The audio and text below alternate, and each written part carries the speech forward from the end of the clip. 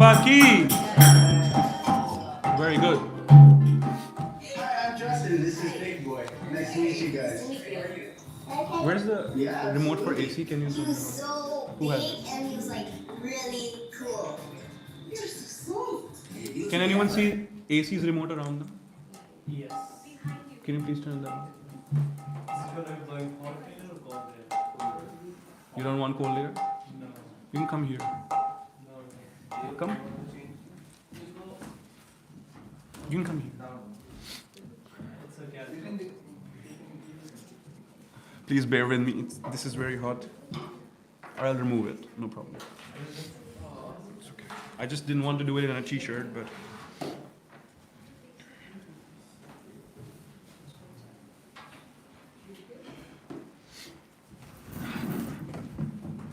Om Namo Bhagavate Vasudevaya. Om Namo Bhagavate Vasudevaya. Om Namo Bhagavate Vasudevaya.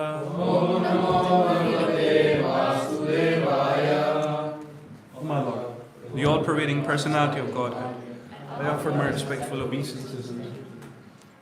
Narayanam Namaskritya Naroshmita Devim Saraswatim Vyasam Saraswati.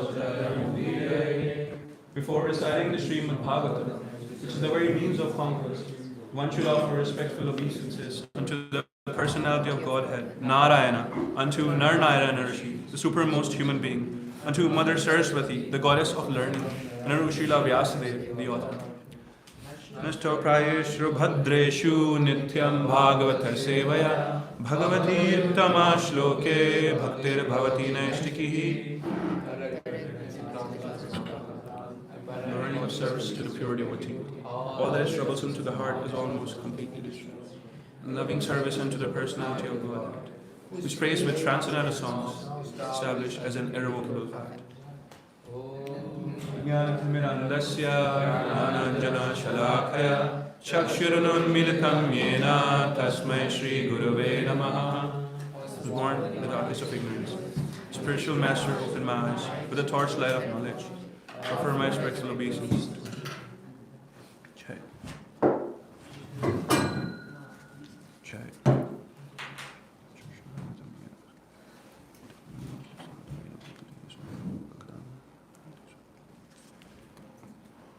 Good morning, everyone. Hare Krishna. So we're reading from 10th canto, 15th chapter. We'll be starting to read from 28, text 28. So whatever we're reading today, they don't have many long purports, very short. So for each verse, I'll read the purport after you read. So I'll just point to you when you read, please. 28, when you're ready. Lord Balaram entered the Tal forest first. Then, with his two arms, he began forcefully shaking the trees with power of maddened elephant, causing the Tal fruits to fall to the ground. Check. 29. Hearing the sound of the falling fruits, the ass demon Dhenuka ran forward to attack, making the earth and trees tremble. Ishan. The powerful demon rushed up to Lord Baladeva and sharply struck the Lord's chest with the hooves of his hind legs. Then Dhenuka began to run about braying loudly. Do you know how does braying sound like? Do you know Amlapur? Yes, that's the sound of what a donkey makes. 31st. Moving again towards Lord Balaram. O king, the furious ass situated himself with his back towards the Lord. Then screaming in rage, the demon hurled his two legs at him. Hind legs at him. Hind legs are the ones at the back. So all these verses we're reading, they're very you can visualize them. So try to read it properly, not just read it through. The purport of this verse is that the word upakroshta indicates an ass, and also one who is crying out nearby. Thus it is indicated herein that the powerful Dhenuka made horrible angry sounds. 32. Lord Balaram seized Dhenuka by his hooves, whirled him about with one hand and threw him in the top of the palm tree. The violent wheeling motion killed the demon. Lord Balaram threw the dead body of Dhenukasur into the tallest palm tree in the forest, and when the dead demon landed in the treetop, the tree began shaking. The great palm tree, causing a tree by its side also to shake, broke under the weight of the demon. The neighboring tree caused yet another tree to shake, and this one struck yet another tree, which also began to shake. In this way, many trees in the forest shook and broke. Purport.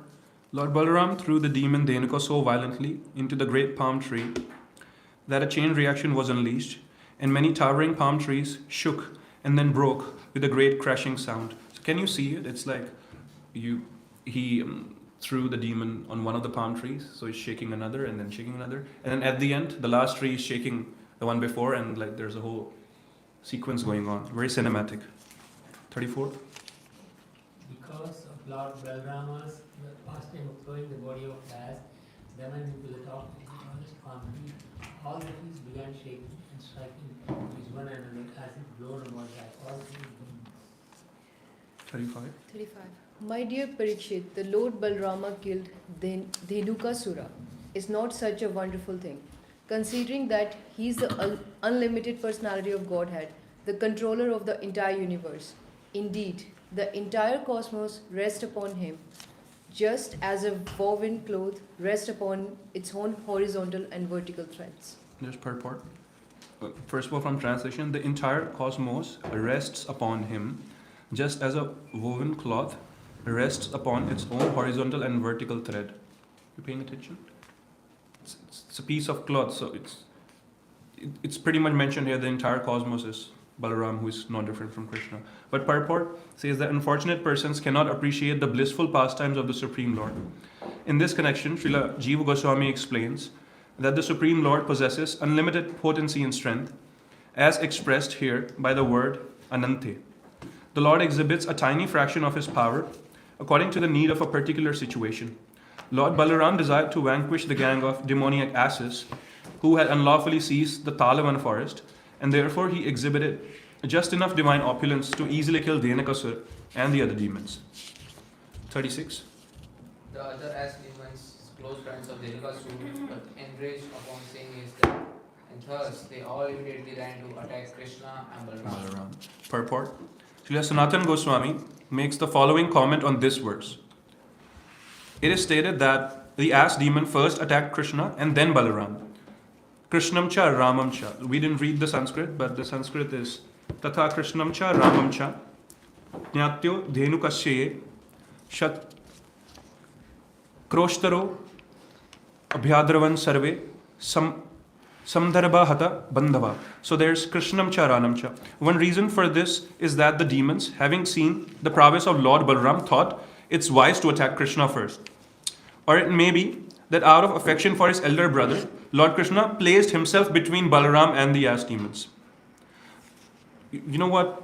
Do you understand what Sanatana Goswami is commenting here? That why is Krishna mentioned first? Krishna cha, Ramam cha. So he's actually interpreting it within the purview of not speculating it. So this purport is a very good understanding for you also. How can you interpret verses? Because we should not speculate.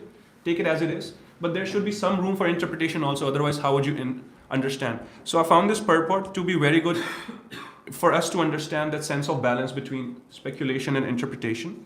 This is 36 text, if you want to note it for reference and read later. But I'll complete the purport. Or it may be that out of affection for his elder brother, Lord Krishna placed himself between Balaram and the ass demons. The words Krishnam cha Ramam cha may also be understood to indicate that Lord Balaram, out of affection for his younger brother, went to Lord Krishna's side. So there are three possibilities why Krishna is mentioned first, like why Dhenukasur approached Krishna first and Balaram later. One possibility we read is because when Balaram threw him away like a piece of potato chips, then Dhenukasur realized not to mess with this guy. But he didn't know about Krishna's potency, which is non-different from Balaram's. So that's why he approached Krishna first. Another possibility here is, by the way, see how different possibilities are being considered here. So again, it's interpretation, which is fantastic. Another possibility is that Krishna wanted to, he, out of his affection for his elder brother and respect, he placed himself between Balaram and the demon. Because he was seeing Krishna first, so he attacked him first, the demon. And the third possibility is that Balaram, out of his affection for his younger brother, wanted to protect him, so he moved to his side.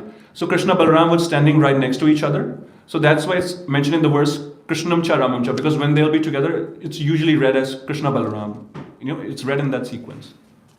Okay, so 37. O king, as the demons attacked, Krishna and Balaram easily seized them and one after another by their hind legs and threw them all into the top of the palm trees. 38. The earth then appeared beautifully covered with heaps of fruits and with dead bodies of the demons, which were entangled in the broken tops of the palm trees. Indeed, the earth shone like the sky, decorated with clouds. Purport. According to Srila Vishwanath Chakravarti Thakur, the bodies of the demons were dark, like dark blue clouds, and the large quantity of blood that had flowed from their bodies appeared like bright red clouds. Thus, the whole scene was very beautiful. The Supreme Personality of God in his various forms, such as Ram and Krishna, is always transcendental, and when he enacts his transcendental pastimes, the result is always beautiful and transcendental, even when the Lord performs violent acts like killing the stubborn ass demons. 39.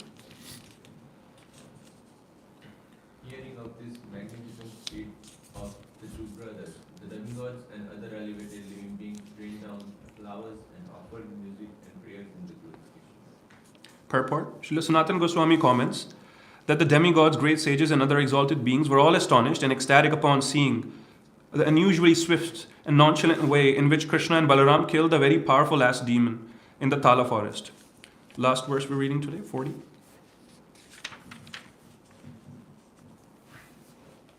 People of Earth free to return to the forest where Renuka had been killed, and without fear they ate the fruit of the palm trees. Also the cows could now graze freely upon the grass there. Yes. So purport says that according to the Acharyas, low-class people such as Pulindas ate the fruits of the palm trees, but Krishna's cowherd boyfriends considered them undesirable since they had been tainted with the blood of the asses. So there are two things happening here in translation and purport. Basically, there are other residents who live in the forest, like Adivasis, and those who are not familiar with the Brahminical way of life. They chose to eat the fruits in spite of presence of dead bodies of demons around them. But Krishna, of course, and his boyfriends, they chose to refuse to eat because they're aware of that it's not good to eat from such a place. So again, the basic principle of cleanliness, shaucha and shuchi and stuff, it's been demonstrated here. All right, so we're expanding on 38. Your friend speaker here is a little sick today. It is also a good expression. Because he's sick, bro. So I accept that compliment, which I made to myself. Phala prakara sankirnam daitya deher gathas subhi raraja bhuha sathalagrair Ghaner iva nabhastalam.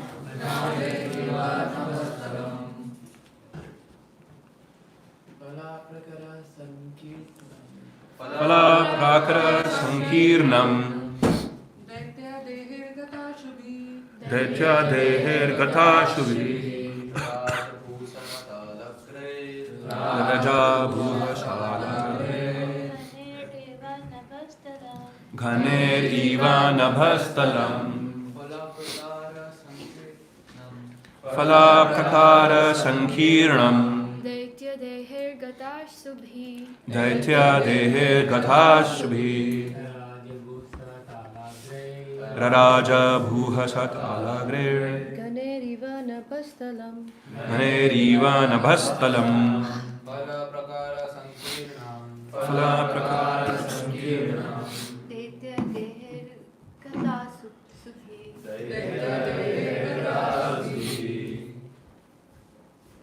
Raraja Bhusatalagre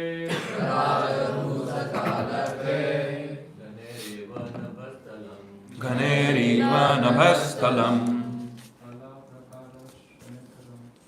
Phala Prakara Shankirnam Daitya Dehe Gatha Shubhi Raraja Bhuhisa Thalagrir Ghaneriva Nabhastalam Phala Prakara Shankirnam Daitya Dehe Gatha Shubhi Raraja Bhuhisa Thalagrir Ghaneriva Nabhastalam. Work to work together, please. Phala Prakara, with heaps of fruits. Sankira, covered. Daitya Deha, with the bodies of the demons. Gata Shubhi, which were lifeless. Raraj, shown forth. Bhu, the earth. Satal, the grave, with the tops of the palm trees. Ganaya, with clouds. Eva, ash. Nabatala, the sky. Translations by His Divine Grace, Bhakta Maharaj. Jai Srila Prabhupada. What? Translation together.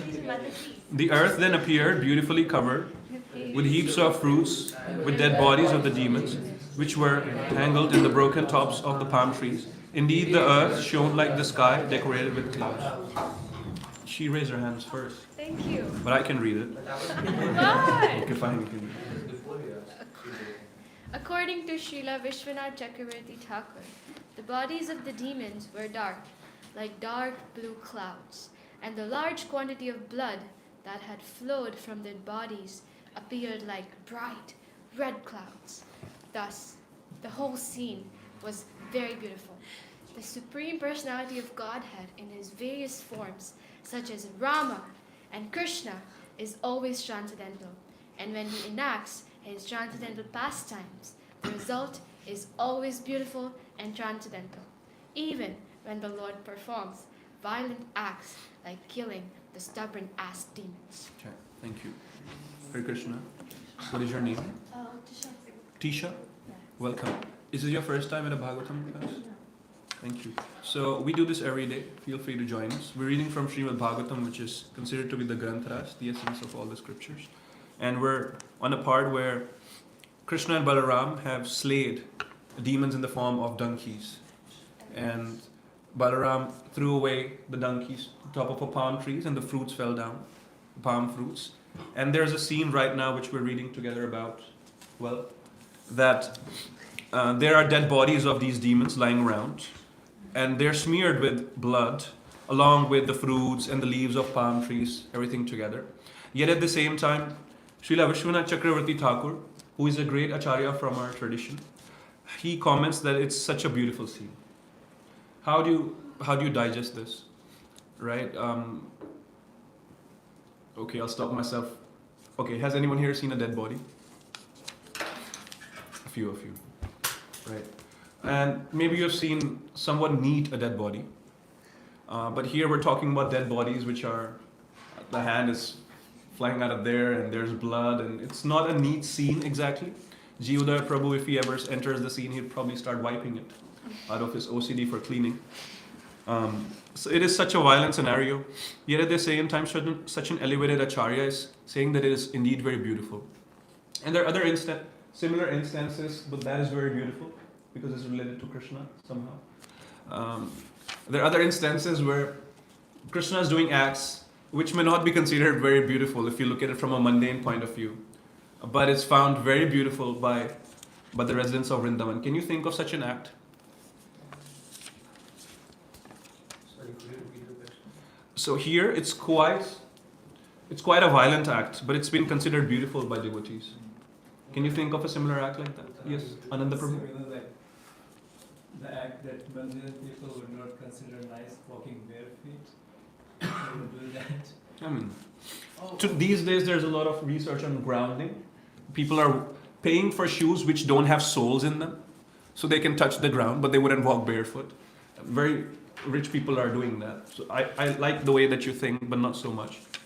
So when Krishna was a charioteer in Mahabharata, Mm-hmm. his face was covered with ashes and blood, like little blood. Mm-hmm. And saying that Bhishma Dev was so astonished how beautiful Krishna was looking, so he Yes. recites some prayers in Bhagavatam.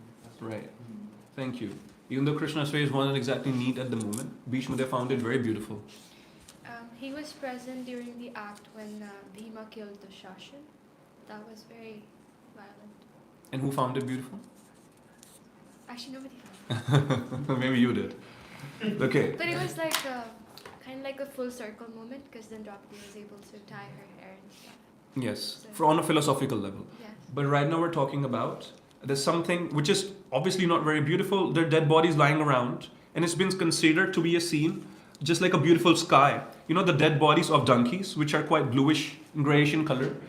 Srila Vishwanath Chakravarti Thakur is comparing them to clouds in the sky. So he's finding them to be that beautiful. He's finding poetry in a scene where dead bodies are lying around. What were you going to say? And Krishna killed Kaliya, it was neat. Put the poison on Krishna in last. Not sure if he killed Kaliya, but he chastised him. Ultimately, he humbled him. But yes, good line of thought.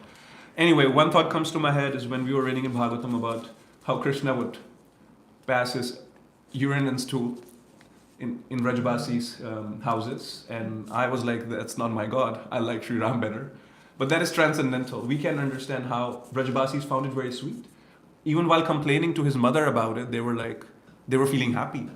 Something we cannot understand from a logical perspective. Is that too hard?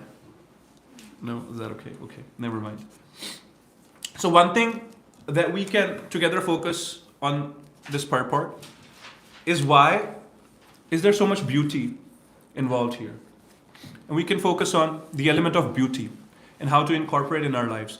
Now, one of the meanings and one of the prominent meanings of the word Krishna, according to our founder Acharya, is that he's all attractive, right? How would you define beauty? It's a question to all of you. I am asking a question that how would you define beauty? Yes. Something that pleases your senses. Pleases your senses? Yeah. Can feel beautiful. Okay. Who didn't answer already? Ishan? Attraction. Something that seems attractive to you. Okay. What were you going to say? Okay. Yes. Whatever you find beautiful, you're attracted to it. That's a simple way to define it, right? If I find a piece of cake lying there beautiful or anything, it's because I'm attracted to it. That is how I know that I'm finding it beautiful. That's a very simple definition, right? Now, if Krishna is defined as all attractive by Prabhupada, that means that he has all the beauty in him, which is why whatever he's doing, it appears as beautiful to those who, under the influence of Krishna's Yoga Maya, can perceive it to be beautiful also. Right? Some of these mundane pastimes that we just discussed, I mentioned a pretty serious one. You may not find it beautiful if you're not devoted to Krishna like that. But once your conditioning is kind of removed even for a moment through the reading of scriptures and chanting and such so process of bhakti yoga, you will be able to see the beauty behind it all also. I'm sorry. So I have noted a few qualities here which, excuse me for these sounds, which we can contemplate a little on beauty, and then we can be a little harsh on ourselves on whether or not we're really finding any beauty in these things. What qualities do you think make one or make a few things beautiful? That is, which tend to make you attracted towards someone or something, right? Because that's the concept here. Something is beautiful, that means that thing is attracting us, right? So what do you find beautiful in people and in things? Mention qualities. Raise hands. Subhadra Prabhu. Their appearance. Appearance. Okay, that could be one quality. Let me note some of these down. Yes. Intelligence. Intelligence. The way how they treat other people. The demeanor.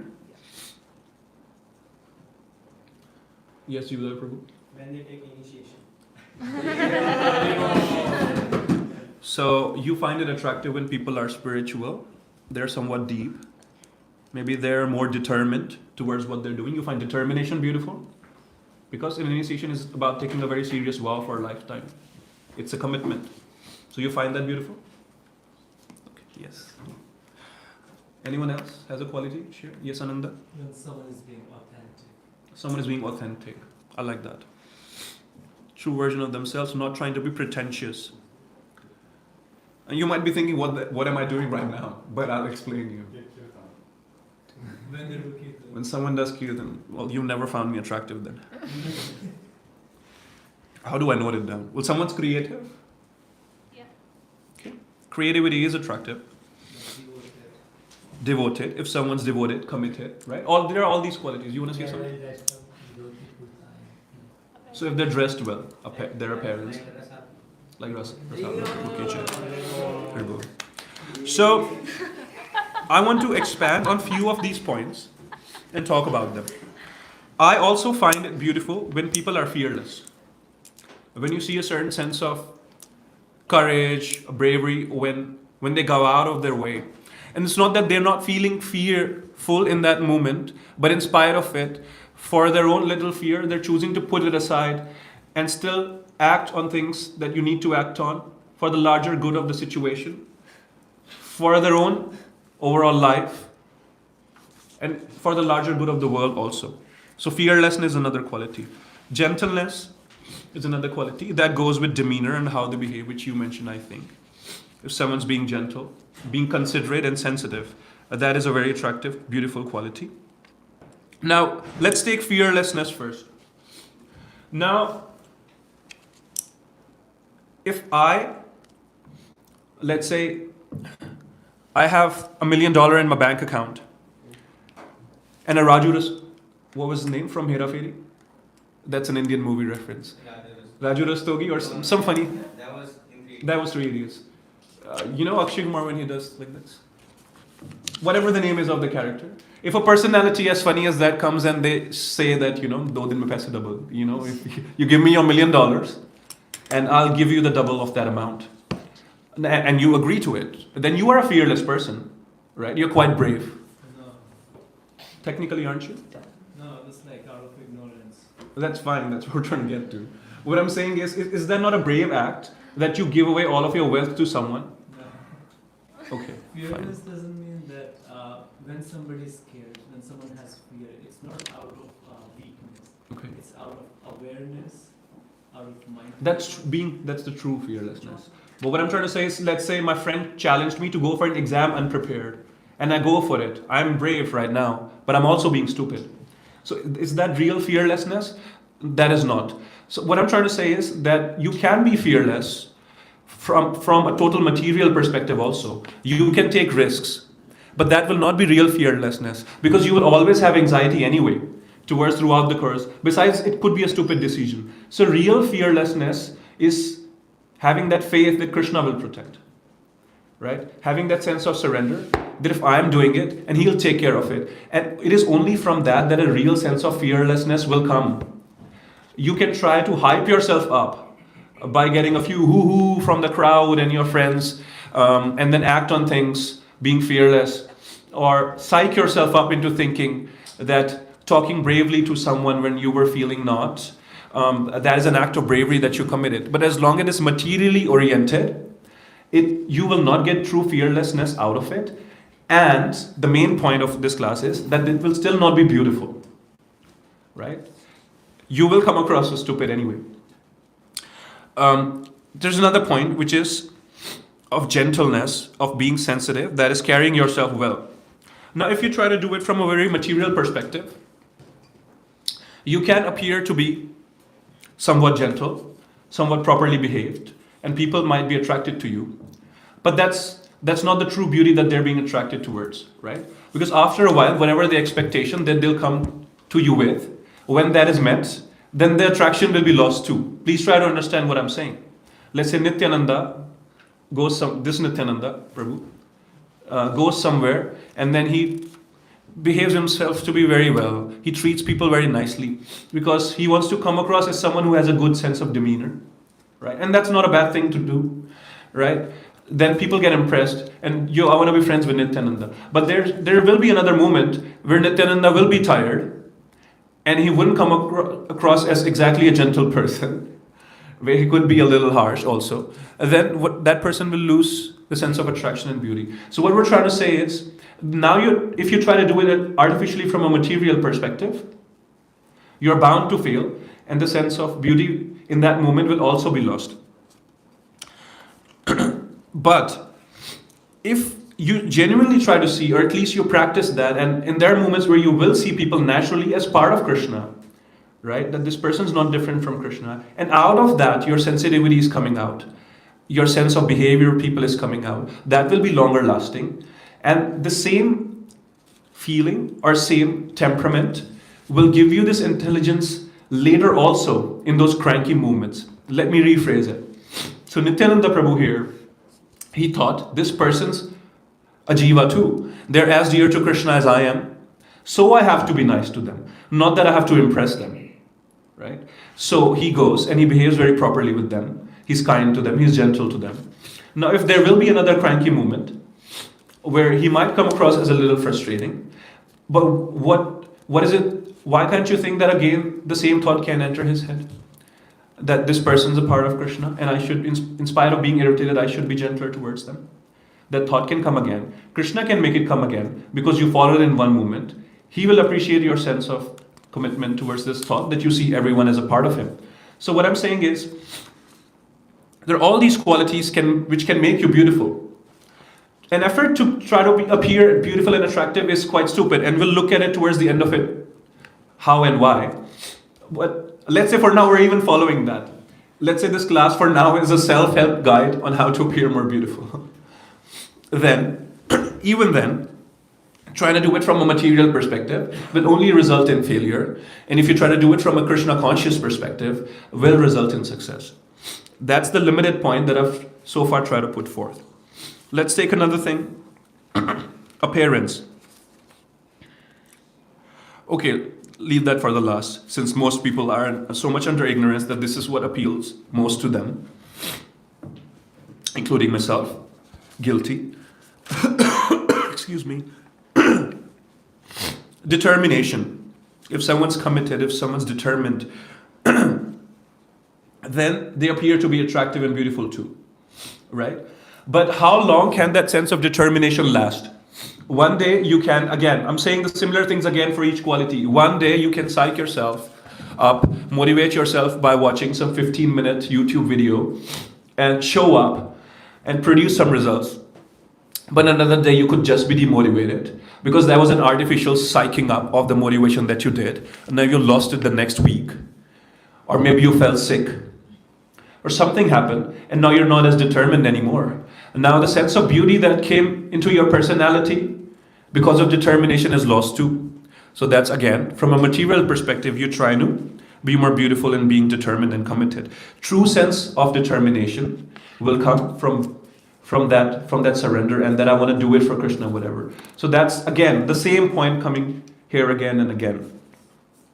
You can use the same understanding and the same line of thought to look at either of these qualities: appearance, intelligence, being authentic version of yourself. And you'll try to see that if you try to be, because so many people are trying to use self-help guides and trying to improve themselves, including many of us, many moments here.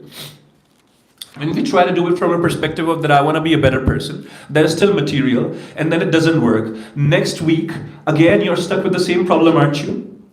Can you think of, you don't have to answer me, but can you think of a scenario where you wanted to be a better version of yourself? You try to work on whatever quality, one of these. You wanted to have more of these qualities in you because that makes you a more beautiful person, right? Everyone wants to be that, let's admit it. And then, but you tried it for a day or two, then it fizzled out. Because perhaps you didn't try it from a Krishna conscious perspective. You didn't try to relate those qualities through Krishna in your interactions, which is why it fizzled out. So what we can do now after this, we can try to have these qualities more and more in us through Krishna's perspective. But how do you really do that? How do you do that? 64 qualities. Yes. But then I'm not talking about imitating these qualities, thinking that Krishna has it. Okay, first, I want to read from a Prabhupada's article now because I've already blurred out a lot of gibberish. Feels more like a podcast at this time. This is Prabhupada's article. It's called Truth and Beauty. And you already have an answer here. The key to be beautiful really is truthful. I'll be skimming through and reading parts of the article because it's quite extensive. There may sometimes be arguments about whether truth and beauty are compatible terms. One would willingly agree to express the truth, one might say, but since truth is not always beautiful indeed, it is frequently rather startling and unpleasant. How is one to express truth and beauty at the same time? This is a question in the article. You know, sometimes you might have heard of these phrases going about in movies, that truth hurts, or that, those kind of phrases, have you? People try to run away from truth in different scenarios and situations because they think the situation will become ugly if they'll see the truth of it. But here's the thing. How do you see truth and beauty as compatible? Oh, that's a long article. But let me read from it again. There's a story that Prabhupada's mentioned here that really helps us understand. And I read, unfortunately, people have no information of the actual truth. Indeed, 99.9% of men in all walks of life are pursuing untruth only in the name of truth. We're actually attracted by the beauty of truth. But since time immemorial, we've been habituated to love of untruth appearing like truth. Therefore, to the mundaner, truth and beauty are incompatible terms. The mundane truth and beauty may be explained as follows. Now, why is it that people come to this conclusion that truth hurts and truth is not beautiful? Yes, thank you for pulling that up. It's because we try to see truth from a very mundane perspective. This story helps us understand how. I may not read it word to word. Once a man who was very powerful and strongly built, but whose character was very doubtful, fell in love with a beautiful girl. The girl was not only beautiful, you might have heard of this story before. The girl was not only beautiful in appearance, but also saintly in character. And as such, she did not like the man's advances. The man, however, was insistent because of his lustful desires, and therefore the girl requested him to wait only 7 days, and she set a time after that when he could meet her.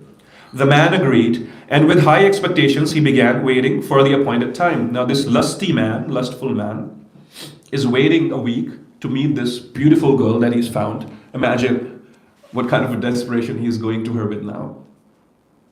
Imagine his mindset. You know, he's probably jumping out of lust. The saintly girl, however, in order to manifest the real beauty of absolute truth, adopted a method very instructive. She took very strong doses of laxatives and purgatives, and for 7 days she continuously passed loose stool and vomited all that she ate.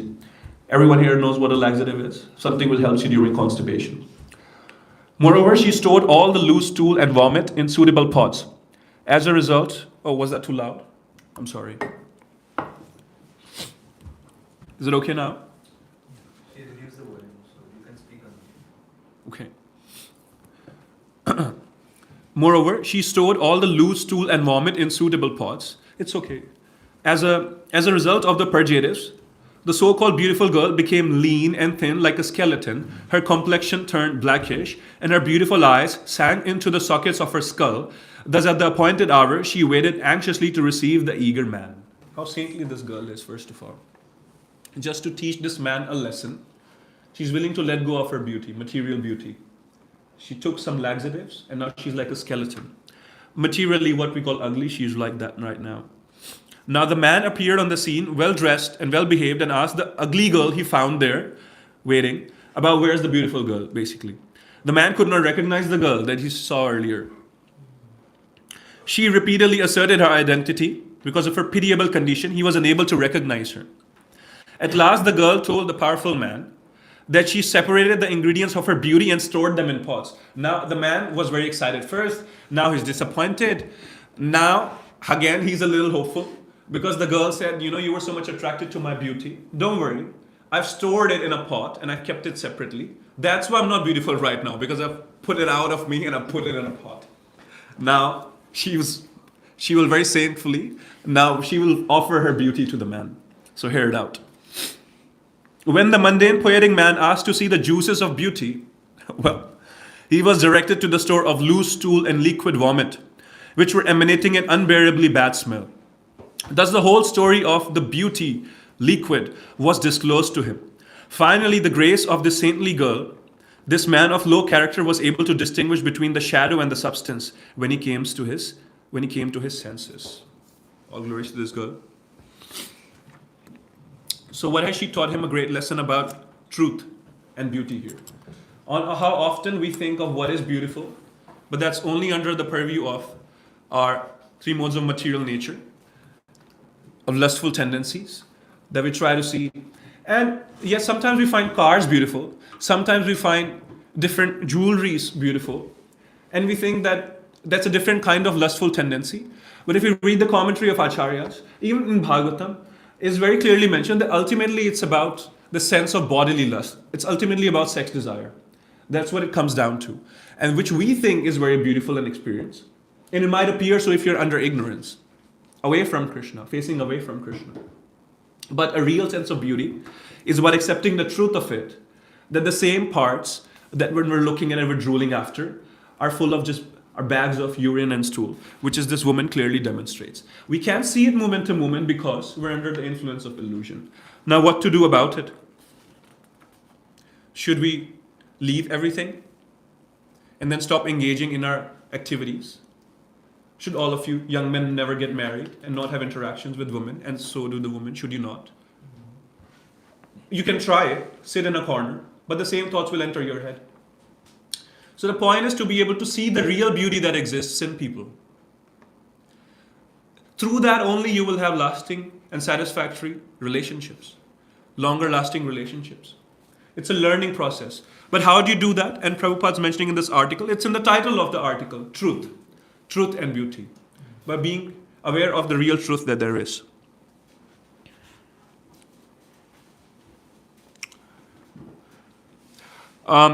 If you read this article later by yourself, and I highly recommend, you'll find the answer also.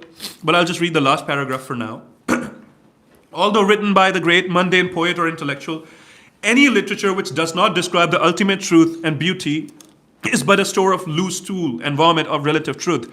Real literature is that which describes the ultimate truth and beauty of the absolute, when we have that literature with us. So reading the Shastras can help us decondition and help us to see the real beauty that lies in people, so we can actually have meaningful relationships. And again, I don't know if you are on the same page with me, because we want to see beauty in people. That's only how our relationships will be beautiful, right?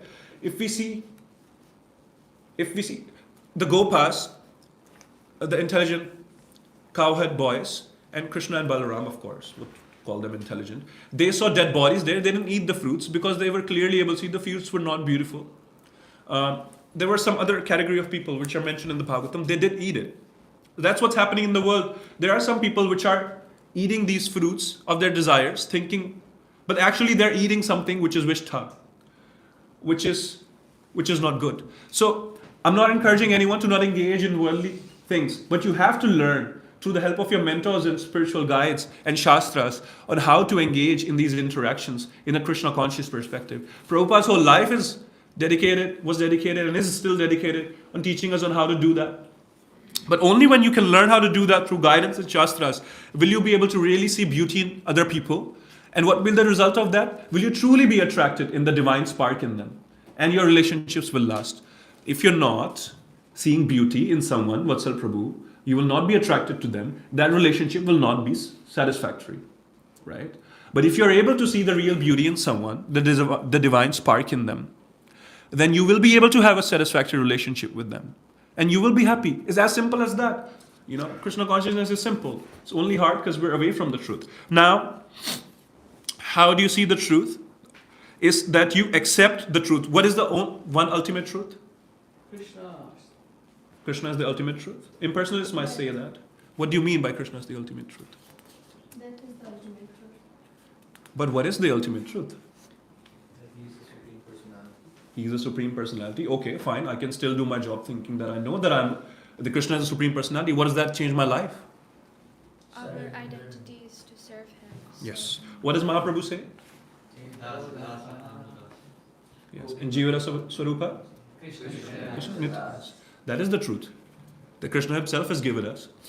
If you are willing to be with that truth, experiment with it, read about it, be in touch with it, then out of that truth, you will see the real beauty in your interactions, the real beauty that people possess. What is so much beautiful about some of you guys and girls are all young. I'm not taking any names here, but what is so much beautiful about the opposite gender sitting right here?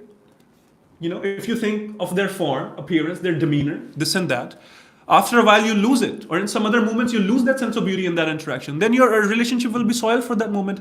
Do you want relationships in your life which are moment to moment beautiful and attractive or not? Is a choice that you have to make. And if you want it, then you have to be truthful and see that that person is also Nitya Krishna Das. I'm also Nitya Krishna Das. Then if someone makes a mistake for you, you will see that they are Nitya Krishna Das. I can forgive them because it's not about me.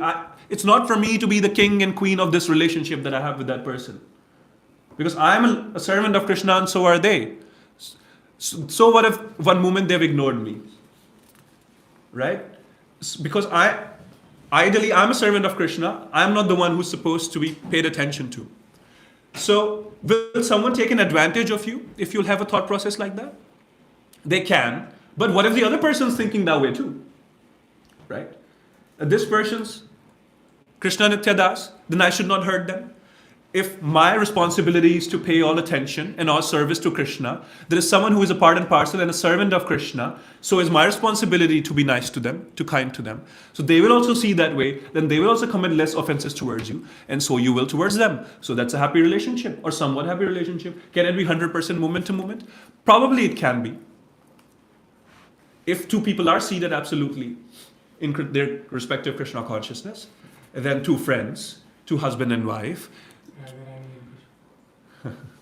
two jivas can have beautiful relationships also. So by the time that you're situated there, and your friendships can be as beautiful, really, if they at all can be, well, ideally it may not be 100% be able to practically look at it because we are in the material world right now, and it is dukhalyam shashvatam. So there will always be an influence of modes of material nature. Now, if my friend Sarthak will understand that we are here and Vishesh cannot be perfect in moment to moment, that's a very Krishna conscious perspective. So he'll be fine to me and we'll have a reasonably 60-70% relationship is going fine. That's an achievement, trust me. Otherwise you'll become a brahmachari. So what I'm trying to say is that that is the way to be. But if we do get to the spiritual world, and if we do, through Prabhupada's mercy we should, why not? Then it's not material. Then moment to moment, 100% of the relationships could be beautiful and satisfactory. Maybe that is why we're here, and those people are there.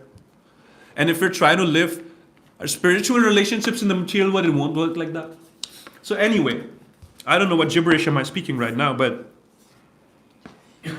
this is a very much a key for you to realize that being in touch with the truth.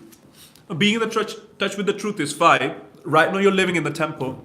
You have a lot of, you still have a lot of opportunity to get in touch with the truth as constant reminders. Elevated devotees like Subhadra Prabhu will come and remind you, hey, I'm Krishna's part and parcel, be nice to me. Even though her intention is not that that person's hurting Krishna, but her intention might be that I want respect. Okay, not Subhadra Prabhu. Let's say Damayanti Prabhu. Okay? And that's okay. But what I'm saying is in our reading sessions that we have in the evening, in our Bhagavatam classes, and then devotees, even from a fake perspective, they might remind you that, hey, treat me well, I'm Krishna's part and parcel. But you'll still get reminders. What if when you go out, things will become difficult? So, association of devotees. Because when you'll be friends with devotees, you'll get more opportunity to sit and read with them, discuss Krishna with them. That's the ultimate thing. And when your friends, even you have friends outside of the temple, you try to give them Krishna conscious association is very important. Be soft on them, don't be hard on them. Some of our friends have left, I keep on inviting them to come to the temple. It's okay, right? Be soft on them, invite them over, give them association, not jeopardizing the practical processes here. But even with your friends, giving them a Krishna conscious association. So they get constant reminders. But even for yourself, as long as you're living in the temple and you will be engaged in service, you will we keep on getting these reminders about this eternal truth that you are Krishna Nityadas. So you will be fine. And from that truth, a sense of beauty, true beauty will also come. And from a sense of true beauty, which is only Krishna, a sense of true attraction will also come. Have I mentioned it very casually before that when you admit to yourself that I cannot love someone, magically a sense of love will also flow in that moment. And knowledge will also come. If you know any Shastras, you'll be able to quote them. Otherwise, you'll be able to develop a good bond with them and whatnot. It will magically happen. But you have to admit it, that it's not your authority, it's not your prerogative to be attractive, to be beautiful, or to find beauty in someone. It's not a jiva's. By jiva, I mean a jiva, spirit, soul's authority to do all that. Jiva's only constitutional position is to serve Krishna. And out of that, everything will come. Nothing will not come. There is a very beautiful bhajan, which is, maybe we could sing only a few lines. I've heard some of the senior devotees in our tradition to sing this bhajan, so I believe it is okay too. It's called Madhurashtakam. And the reason why we can sing that for a while is because it is glorifying the beauty of Krishna. So a constant reminder about your constitutional position helps to have your life beautiful, but a constant reminder of reminding yourself about the beauty that Krishna possesses, the real beauty that Krishna possesses, also helps you to have beautiful relationships with others, right? So Madhurashtakam will only sing maybe 2-3 lines. It's written by Vallabhacharya, who's been recognized as Vanaracharya as a bona fide tradition by Prabhupada. Oh man, I forgot that I can't sing. So maybe we'll just read it. So it goes something like Adharam madhuram vadanam madhuram nayanam madhuram hasitam madhuram. No? Thank you.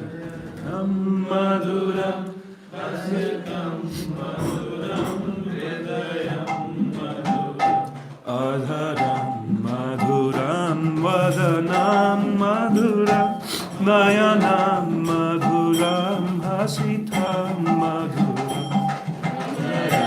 madhuram vadanam madhuram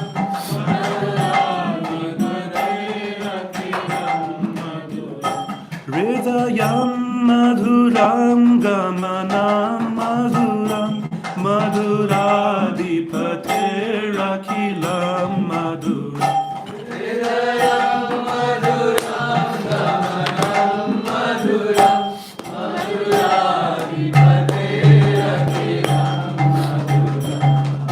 O Krishna, your lips are sweet and charming. Your face is sweet and charming.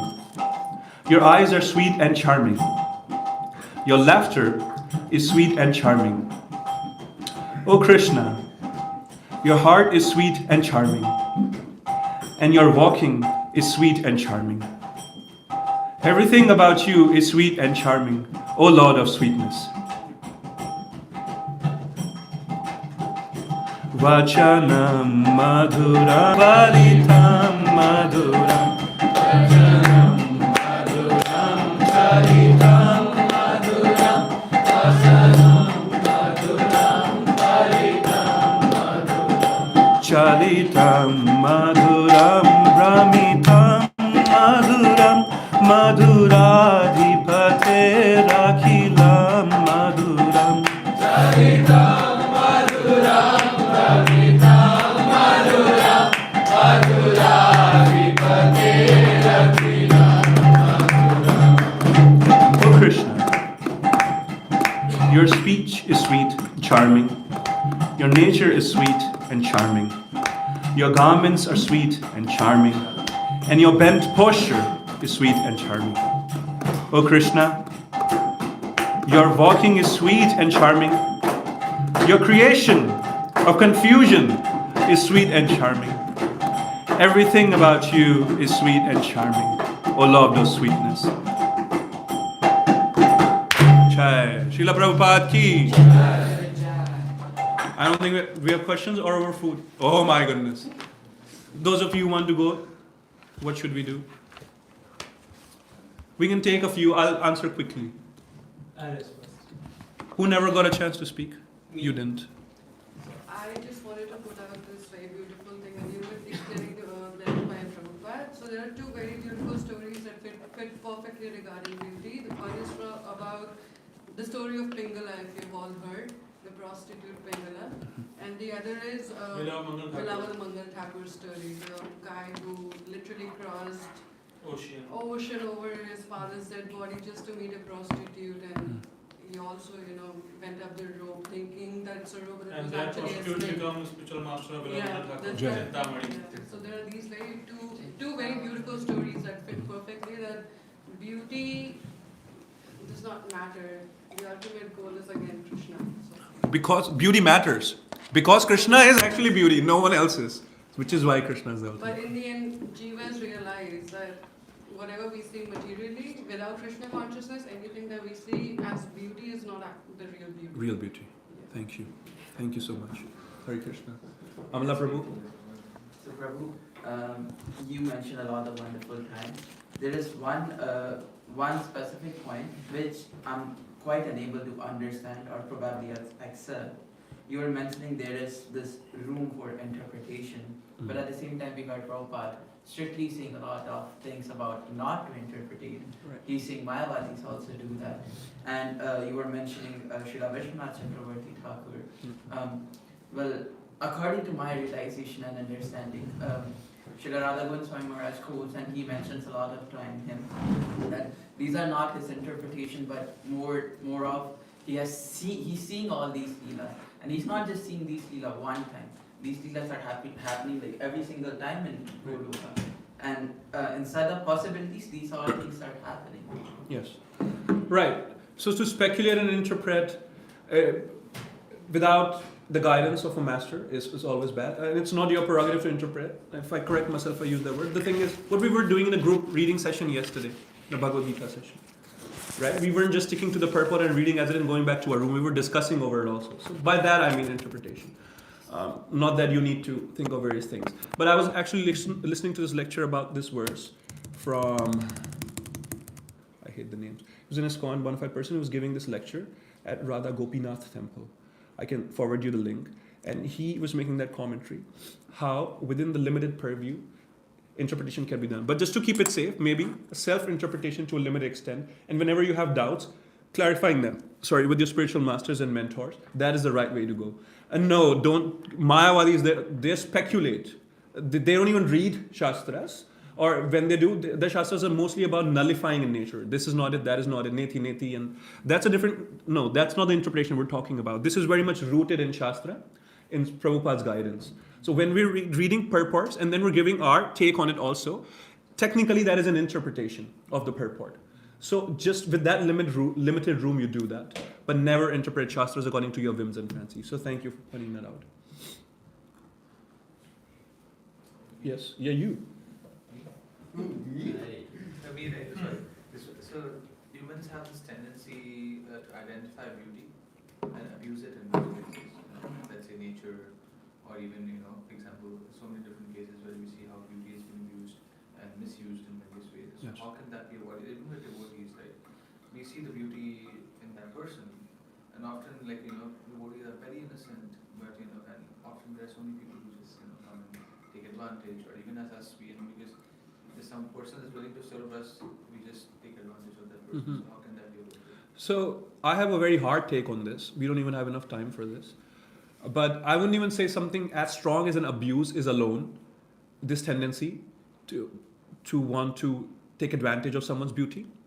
But even these little subtle things that you might do to impress other people is also taking advantage.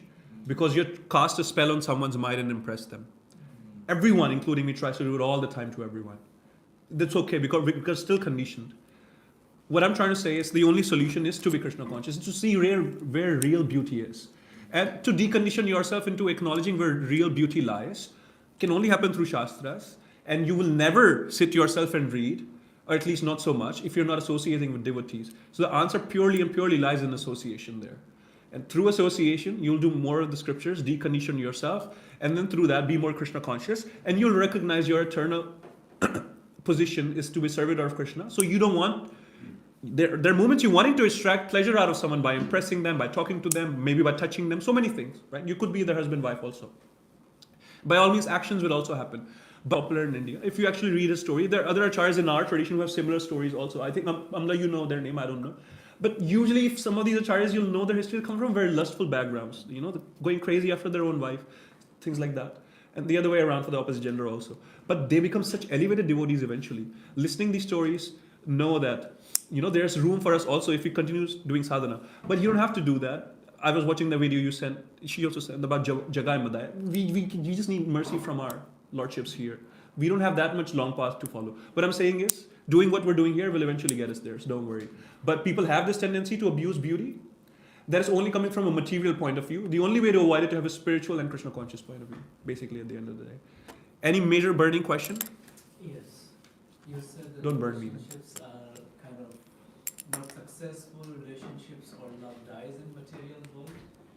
So we have seen marriages successful with people who are not in Krishna consciousness, and we have seen a lot of divorces and people who are in part of Krishna consciousness. A good question. So does Krishna consciousness guarantee success of relationship? Or? Okay, if Uttama Prabhu's coming sometime, you can ask that question. But I can tell you that how do you decide that what is a successful factor or a metrics for a successful marriage in the first place? Just because someone's together for years, is that a successful marriage? Or are they having a good time or not? Is an important question. I have so many friends who are married, and the kind of things they share with me. And I have friends who are kids. I have friends who are 70 years old. Jai Shri Prabhu, you're my friend, aren't you? Right? And he said yes, for the record. And I have friends who are 30 years old, 40 years old, 50 years old. I see everyone as my friend. So I know stories from marriages which the world sees as successful, but what goes behind and how much people are really into each other.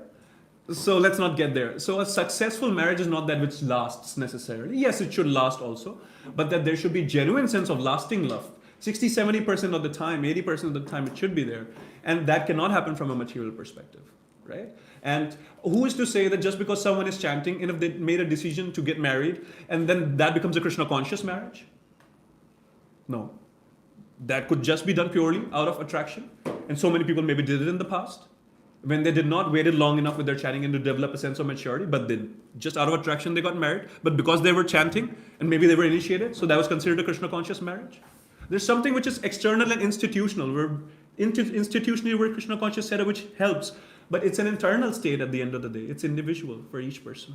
So if you are rooted in that and your partner's willing to be rooted in that, or as long as you have a better understanding that we're both trying to do the same, it will last. That is a Krishna conscious marriage, whether or not they're initiated, they're chanting as of now or not. But if they have such a maturity, then very likely they're already chanting. You see what I mean? That's the secret of sacred marriage. We can learn from you then. Or maybe I know some things about you too. Sorry, I'm kidding. Nityananda Prabhu. You first.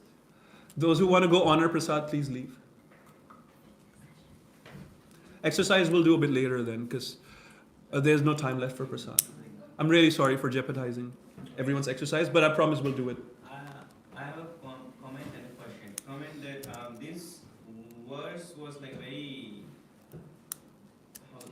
no, not shaking. It was like very Dark. No, it was very not okay. Like it did not have any deep purpose. But you were able to find something very in deep, and were able to talk about the essence of this verse.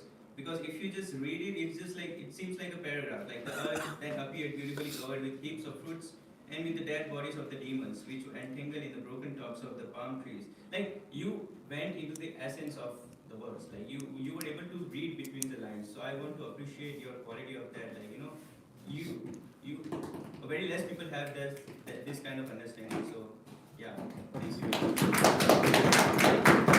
Krishna provides intelligence, he says in Bhakti. Exactly. I pray to Nityananda Prabhu. And only because we are Not Krishna you. conscious, we are able to understand that this intelligence is also coming from Krishna. So, first of all, yeah, we're talking about beauty. Like you were talking about, like how we should be seeing people beyond a material perspective. Like everybody is beautiful in some way or another way. Like, and they are even beautiful when they are engaged in Krishna conscious life or service, when they are dedicated to Krishna. So my question is like, our senses are meant to be engaged in material things. Like they are designed so we will engage in material things, and automatically we will get sense gratification out of that thing. So how do we see beyond material perspective? How do we see beyond material body? That every individual is just a soul trying to go back to Godhead, or at least on a journey to go back to Godhead. Right. So we are not yet at this Uttama Adhikari stage. Mhm. We are, I don't know, I don't even consider myself Kanishta. How do we see beyond this material perspective? So there's a little correction in your question. It's a great question, by the way, because you said our senses are meant for material. It's not. Prabhupada says, and I remember reading, I think it's in Bhagavad Gita, very first chapter. Prabhupada says, because we're part and the parcel of Krishna, Hare Krishna, thank you. Because we're part and parcel of Krishna, our senses are also parts and parcel of Krishna's senses. Everything that we are, every part of us, is a part of Krishna ultimately. Just as a leaf entirely is a part of, it's in somewhere in the first chapter of Bhagavad Gita. It's in purport. So Prabhupada is saying our senses are also meant to serve Krishna's senses. Because of deconditioning, because of whatever, and there's a whole long debate on how the jiva fell down. That's where it goes to. Because of whatever reason, we got conditioned into thinking. We got bahir mukha. Now we've turned our senses externally by mean into this material world, and we're thinking they're meant to be engaged in this material world and to derive pleasure out of it. But actually, Prabhupada says they are part of Krishna's senses. So as long as they will give pleasure to Krishna's senses, you will get pleasure out of it also. So through that, everything will be fine, everything will be happy and get real pleasure. Now, how to do it, how to turn your senses back, that's what the whole process is about, right? Everyone loves some pizza, but so some of you, if I give you a pizza today, will you just eat it like that, or will you offer it first? You will offer it, right? Because through a certain dedicated practice, you became habituated to this. Now, before you got your tongue right on the pizza, you made sure, then in whatever, at least in intention, maybe Krishna is not coming right away, or maybe he is, and eating your pizza, but at least in your intention, you made it very clear that this sense is craving for that taste, but right now, I'm trying to please your senses first, so you taste this pizza first, right? And then after a few years, naturally, you'll offer pizza to Krishna first. Now, that will go with every single interaction. And if as much as, you can read the details of Garbhadhan Samskar also. So it's like everything that you would want to enjoy. If you first try to offer it to Krishna first, then slowly you're deconditioning your senses to not be externally involved, and then slowly. So it can take some time, depending on how attached you are to your own personal sense gratification. Or if you are very attached to your own pleasure, if you're extremely attached to your own pleasure, it will happen very quickly. Because real pleasure will come only from putting your senses in Krishna's service, right? So, and then you will, through mercy, it will happen very quickly also. I don't know if I answered your question, but definitely lies somewhere in Bhagavad Gita. And you're already there, you know that. Look at your life back from past 6 months, 1 year, 3 years, like this, and make a comparison. Read your journal, different situations that you made. That's why it's important to journal. I was reading something from past 6 months last night, and I was shocked that what all has happened. Other thing that is related with that is to reflect. For example, when we are taking prasad, reflect that what we are taking is actually prasad. Yeah. It's spiritual, it's not material. So that helps us to get a state of consciousness, higher state of consciousness. So if you come to the platform where you are able to naturally reflect through moment to moment like you do, it's perfectly fine, it'll come. But if you're not, I remember you shared a purport one day in our group, which had something to do with, from Bhagavatam, that by eating Krishna's food that has been offered to Krishna, by wearing the garments which have been offered to Krishna, by wearing the scent that has been offered to Krishna, slowly we'll get over this taste of wanting to enjoy materially. So just keep doing that. What up, bro? It's not live streamed right now, right? It is. Hare Krishna.